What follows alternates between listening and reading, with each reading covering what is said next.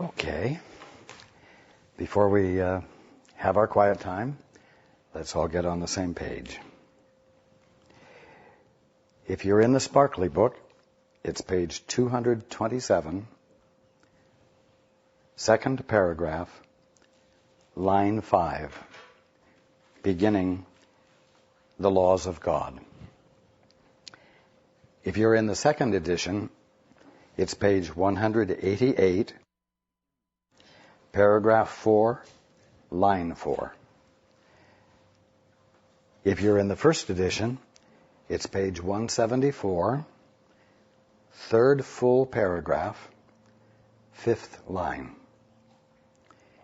And if you're in the JCIM, it's page 95, the first full paragraph, third line. Now that everyone's had a chance to get to the right page, I'll go through it again so you can find the right line. Sparkly book, page 227, second paragraph, line 5. Second edition, page 188, paragraph 4, line 4, or sentence 4. First edition, 174, third full paragraph, fifth line. And in the JCIM, page 95, first full paragraph, third line.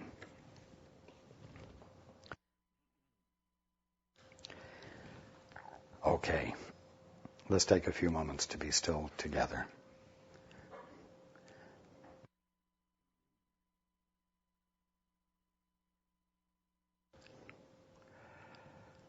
Okay.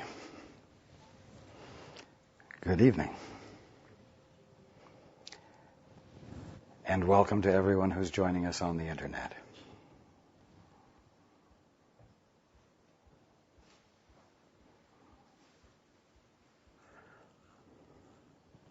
Have you ever noticed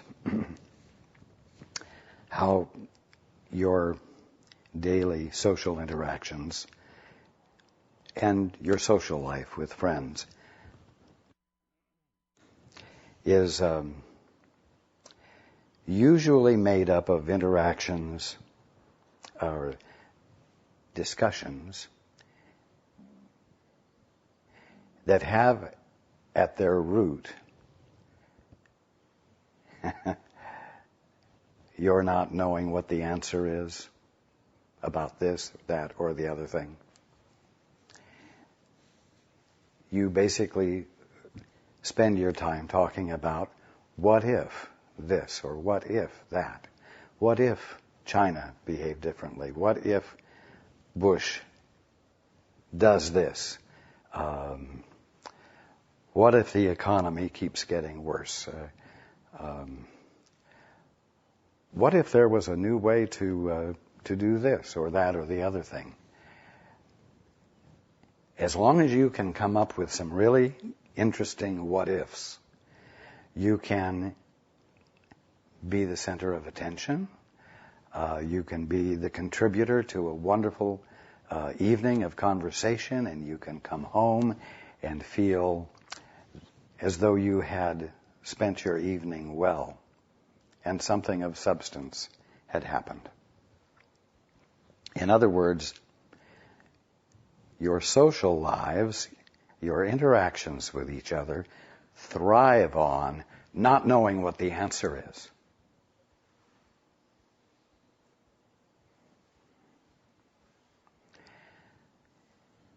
I'm going to say, in light of the Christ that each one of you is, that you feign ignorance for the purpose of having an interesting evening. Why do I say you feign ignorance? Because you have the capacity to know what the answer is, and you're not choosing to utilize it. Hey,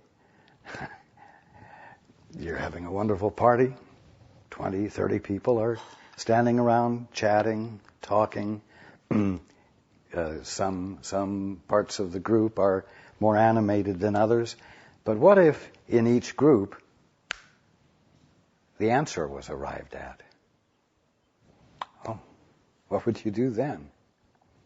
I mean, what would there be to talk about? What would be a reason for interaction? What if everybody came to the party already knowing the answers?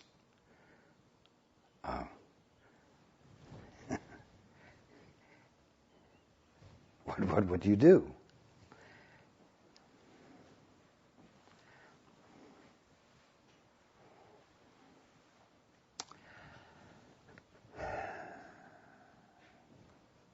When we get together, as we are right now, we're not having that kind of social interaction. What I'm talking about is not a what if, but a what is.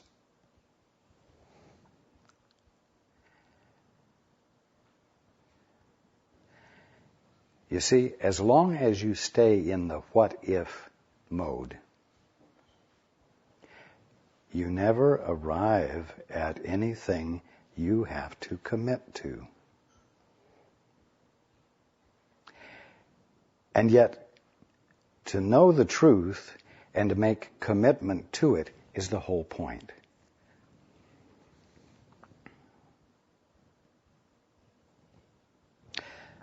Now, in your social interactions, you tend to group together with people who are asking similar what-ifs. You might be a seamstress or a quilter or, and you get together with others because they say, well, what if you did it this way? It would be easier. It would be more efficient. You could get your points perfect, and so on and so forth. And those quilters would not get together with auto mechanics who are saying, what if we work on the hydraulic system and tweak it this way or that way to get better mileage or better speed? You see, you tend to group together with those who ask similar what-ifs. And those in a metaphysical or spiritual vein will get together with others who are asking what-ifs. What if God is all? What if sickness really is an illusion? And you can still get caught in never getting to the answer. You can enjoy the possibilities presented by the what-ifs that come up. But then a brother or a father or a husband or a good friend says, the doctor has said blah, blah, blah, and has only given me so many months to live. Now you find yourself in a very uncomfortable position. A position you wouldn't find yourself in if you had not been using your prior time just enjoying the potentials brought up by what-ifs. Now, you come to a point where there's a requirement to make a commitment to something.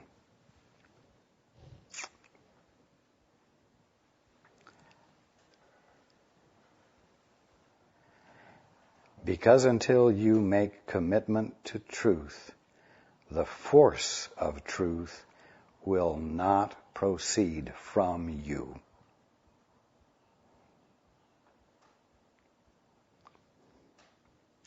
This is the reason I keep saying to take every opportunity you can to have an intimate moment with anything in your experience, so that you can shift gears from a what if to an experience of what is real. When there aren't heavy-duty dynamics associated with it.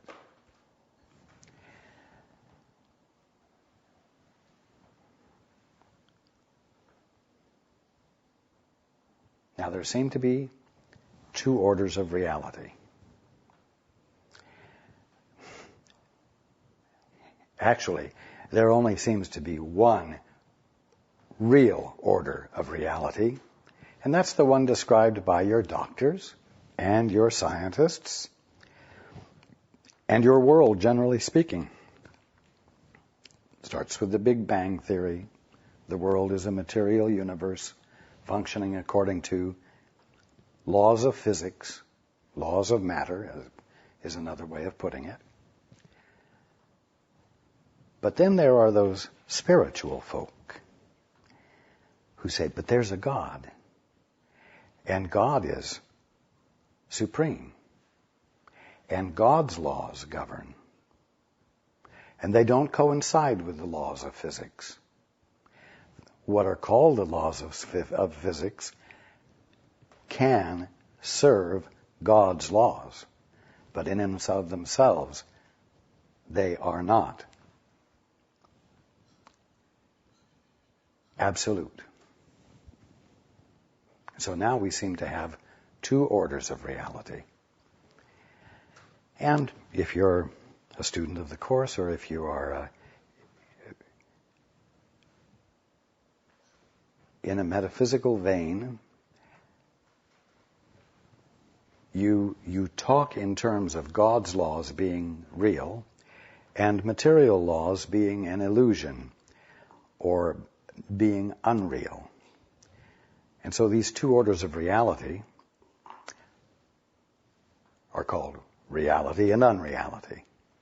But you still have two orders going on, and you will seem to have two orders of reality going on until you withdraw your commitment from one and invest it in the real one.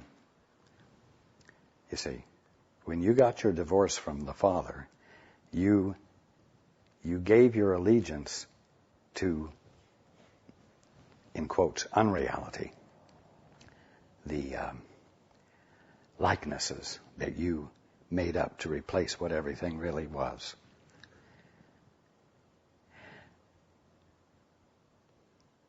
And then you made commitment to your definitions.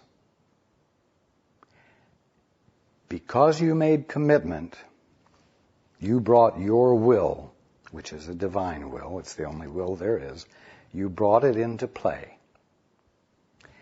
And your decision has governed your experience. It makes God and God's laws seem to be otherworldly, spiritual in the sense of not really having too much to do with the material world. Ethereal, evanescent, wispy, wonderful, but not really relevant. And so, in many ways, the laws of God, and God being the only creator, is really rather unreal. Not real, tangible, solid. Stuff that makes noise. Stuff that hurts your knuckles if you hit it too hard, you see. That's real.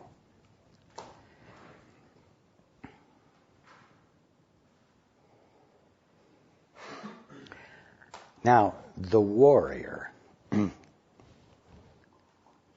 that all of you are to one degree or another is really the Christ using his or her power poorly.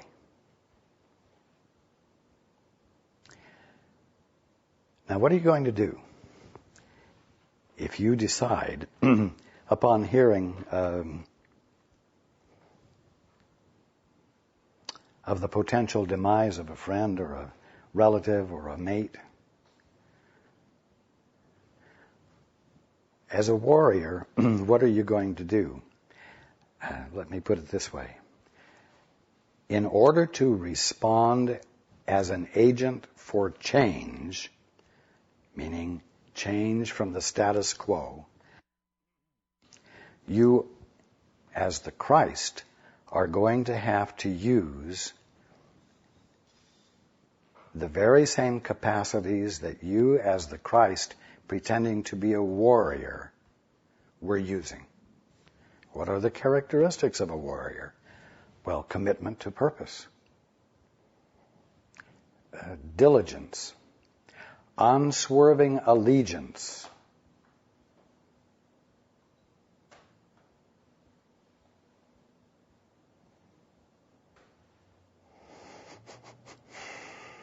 strength,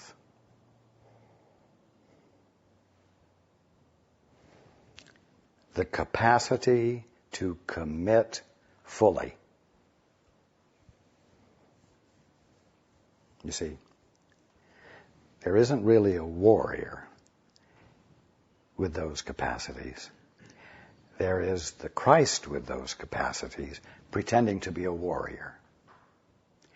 And what you're called upon to do in order to actually be an agent for change is to bring those very same qualities and capacities into play on behalf of what is true.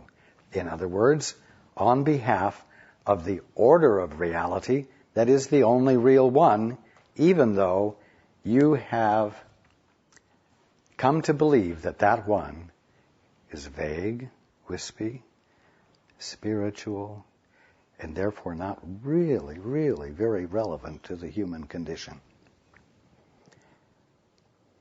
When the fact is, it's absolutely relevant to the human condition, because the human condition is what you are calling the kingdom of heaven and life as a Christ.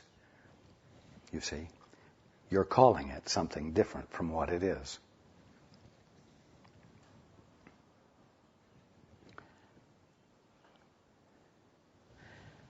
Tell me, what would be the point of our sharing these ideas that I've been talking about if it weren't for the purpose of your being able to face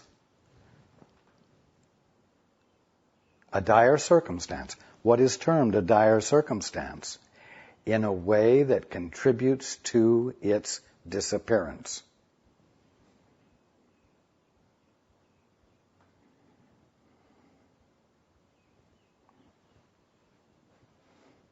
Well, someone this past week said, I don't think I have a snowball's chance in hell at being able to be an agent for change. Someone else said, well, I've never seen cancer healed, or I've never seen this problem overcome.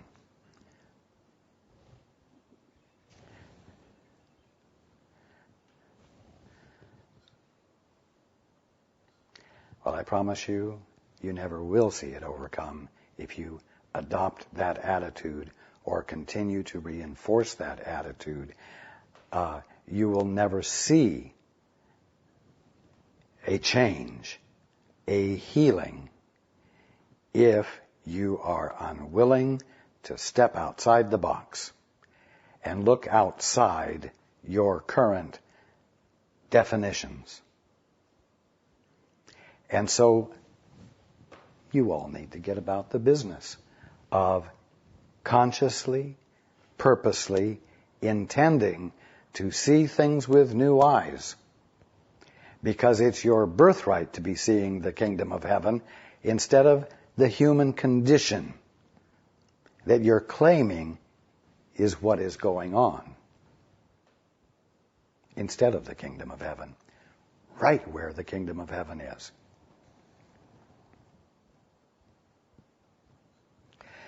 Now, a warrior would stand up to the problem, whatever the dire circumstance is, and find a way to beat it.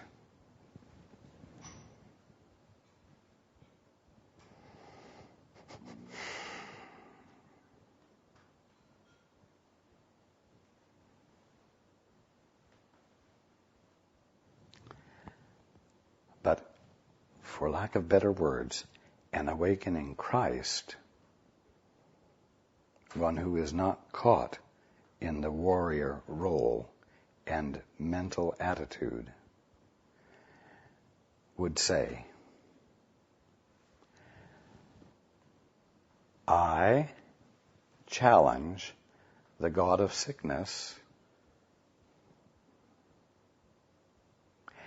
by challenging the idea that I have the capacity to choose between God and the gods I made up. I challenge the idea, the belief, that I have the capacity to see something that God is not being right here, right now, nor has He ever been.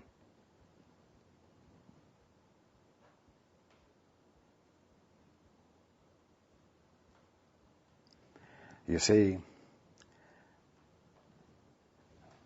the awakening Christ leaving the warrior stance doesn't try to change circumstances, but calls into question an apparent capacity that he has to see something that isn't real, to see something that isn't true, meaning to see something that was not set into place by the creative act of God. And then, using the capacity to bring full commitment into play, he or she stands right in the face of everyone else's reaction to the dire news and does not join in with it.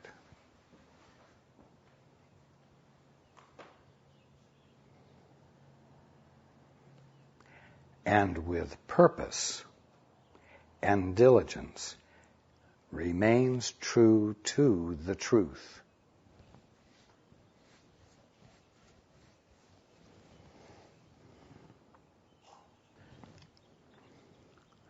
You say, well,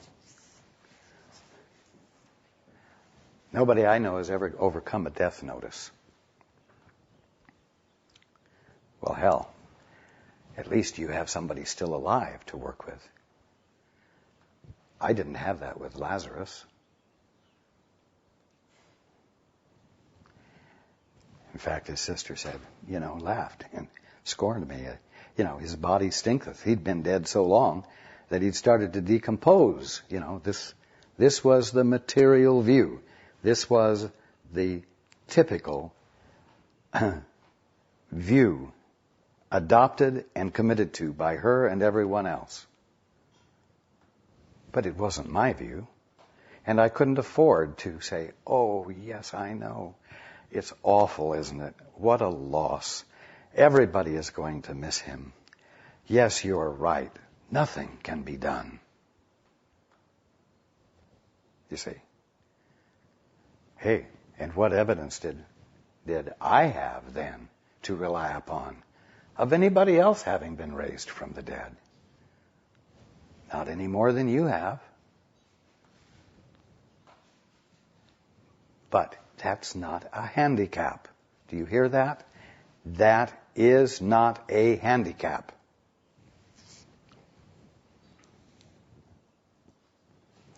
One with God is a majority, is a singularity. And with your already well-developed existing capacity to be a warrior, you can use those qualities and capacities to be the Christ. You don't have to develop new capacities. You just have to use your capacities well instead of poorly. You see? You may not see how to do it, but you can see intellectually my point.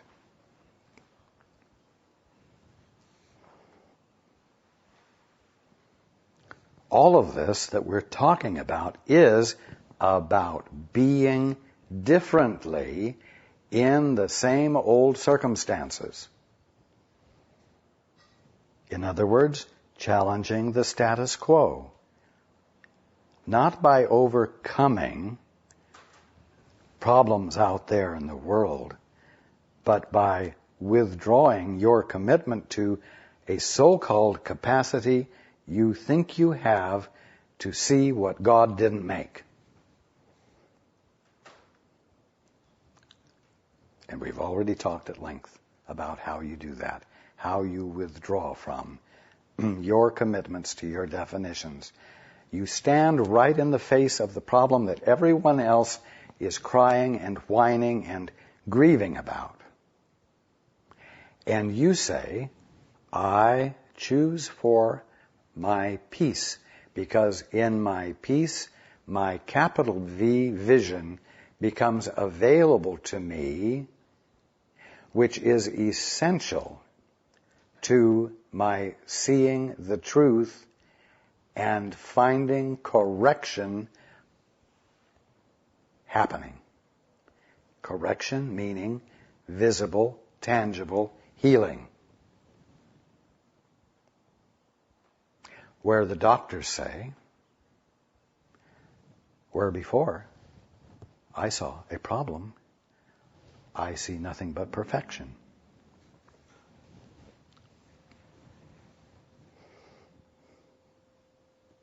So don't whine and cry because you've been presented with an opportunity to be a warrior well, to be the presence of the Christ, committed to the capital V vision of reality, the only reality there really is, that heals, that corrects the illusion for all to see.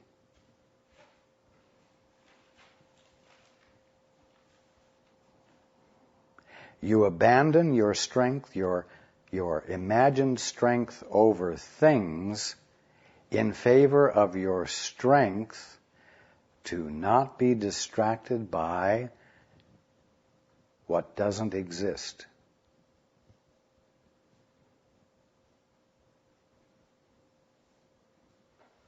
You abandon your allegiance to the laws of physics. You abandon it in favor of making commitment to and giving your allegiance to truth, the omnipotence of God.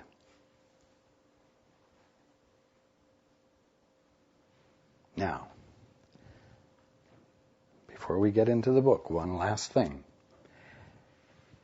When you agree with the grievous reactions of everyone else to whatever it is the doctors have said, you have abandoned yourself to their fate.